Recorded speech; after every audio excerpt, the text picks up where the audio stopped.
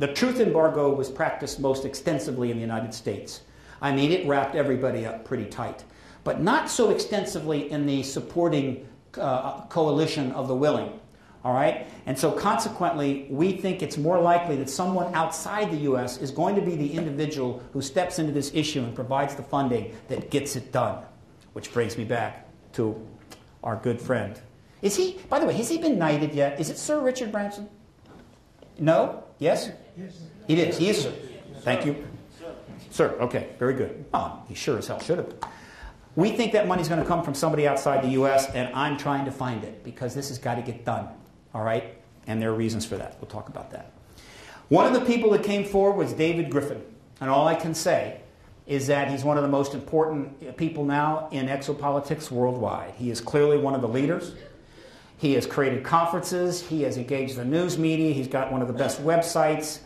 He's doing it all. I mean, who knew that someone would just show up and say, okay, I'll do it, and be David Griffin? And somebody else is Robert Fleischer, I mentioned. He has Exopolitics Germany.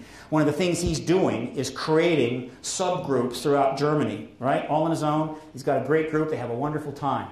And that's important because the next deal that's about to go out in a press release within the next 72 hours, international press release, will be to launch the next PRG initiative, which is in fact the EWN, Exopolitics World Network Cities Initiative. What is it? It's real simple. We're talking pure grassroots here, all right? Namely this. If you live in a city and you can get 6 or 8 people to come over to your house and watch some DVDs, you know, probably, you know, Richard Dolan's DVDs, you got a group. Notify us and say, we got a group. It's called Exopolitics Leipzig, Exopolitics Liverpool, Exopolitics Leeds, whatever, okay? And we will start putting those up on a site and maybe with an email address to contact, and we'll just start listing them, right? And then if you have an Exopolitics World Network site in your country, like Exopolitics United Kingdom, you could go to them and say, would you list, you know, us in the city group there? All right? And before you know it, you got 4, 5, 6 cities, 6, 7 people in a group, no big deal. And then before you know it, you got 100, you got 200, you got 300, and then we can promote that and the groups will grow. No money changes hands, no organization, no board of directors, no bylaws, just let's have a group of people come over once a month and watch some DVDs. Exopolitics Cities Initiative. Let's see if we can do this, folks. If you're in a city and you think you got 6 friends that'll still come over and watch UFO stuff with you, get them over, get one of Nick Pope's DVDs up there, and party. And then call me, and we'll call you Exopolitics, whatever the hell. All right? Then I created the Exopolitics United States Network in 2008, and then the Million Facts on Washington, which is ongoing. This is very important. For almost 2 years, we have been pouring faxes, letters, and emails onto the president-elect, onto the president, and most recently to the White House Press Corps. We are pounding them to engage this issue. If you go to faxonwashington.org, you get all you need to know about how to send a letter, fax, and email to the White House Press Corps, and a couple of key questions to ask them. Send all 3, letter, fax, email. They can't keep track. All right? Don't make them long. Send the same thing. The ones that come from out of the country have needed more impact. This will continue until disclosure takes place.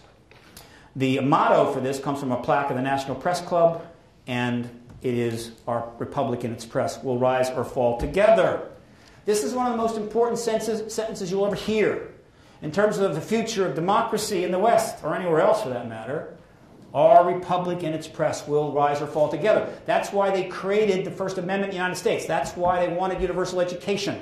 If the public can think and read and the press is independent, then we can keep governments in check. Otherwise, they will destroy you. And you've seen it over and over again.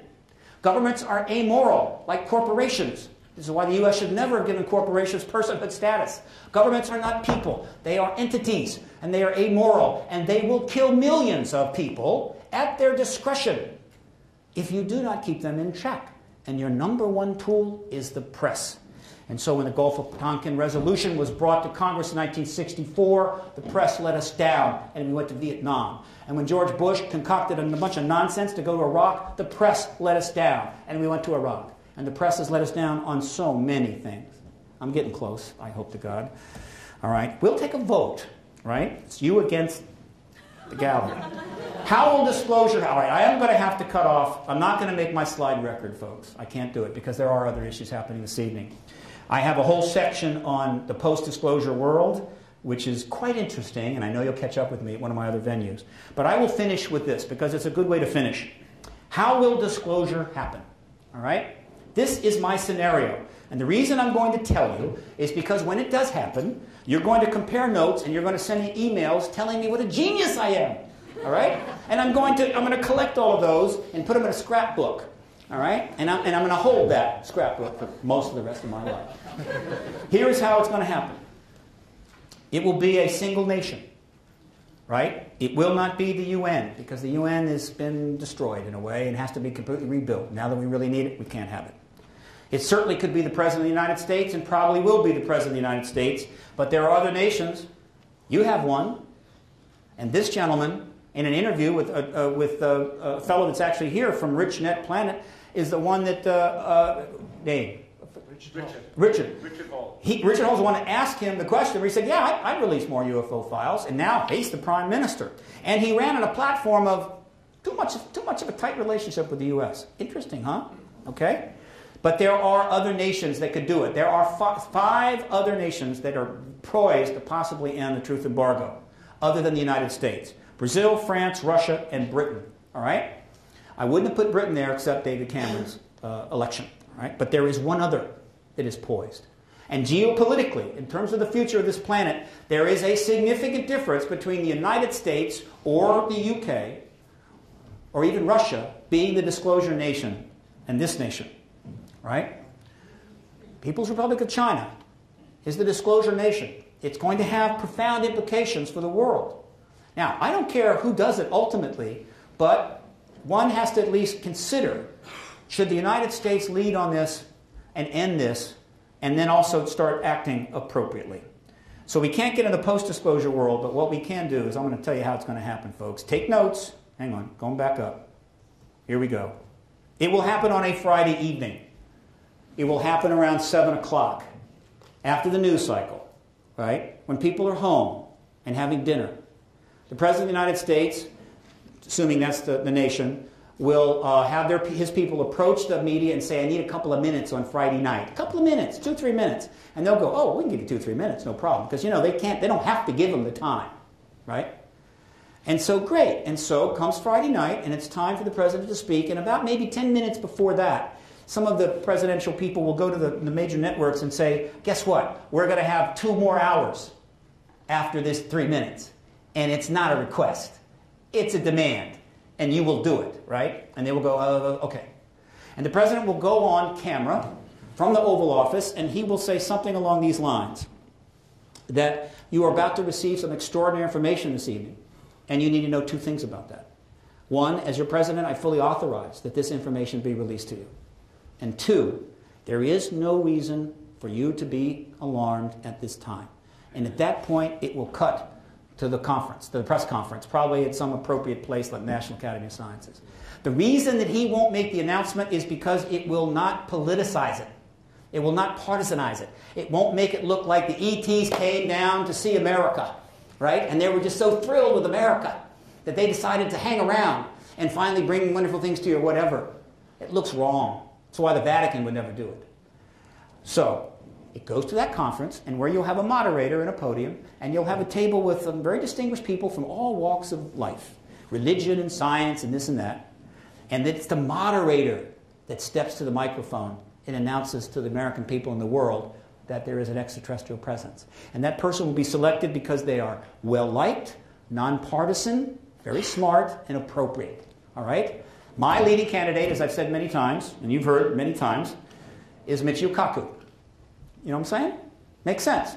Everybody loves Michio. He's brilliant. He's an astrophysicist. He's non-political. And he will step forward to the mic and say, this evening we are here to inform you that there's an extraterrestrial presence engaging you. There has been for a very long time.